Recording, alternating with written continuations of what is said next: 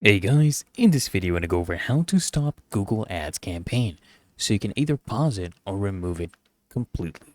Okay, so if you want to remove it completely or just pause it, go to your Google Ads account and then go ahead and click on the campaigns icon.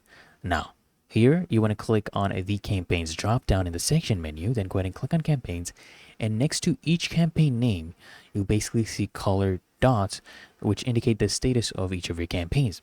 So if you want to change the campaign's details, you want to click on the status icon and then click one of the following.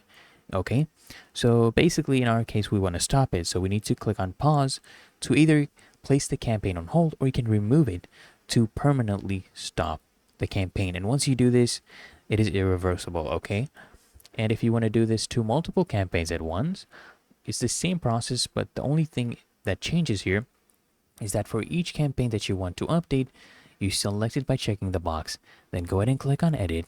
Okay, then go ahead and choose pause to put the campaigns on hold, or remove to permanently stop the campaigns. And it's really that easy and simple. So I hope this guide provided value to you, and if it did, consider smashing on that like button as well as subscribing to frequently asked questions, and I'll see you guys in the next one.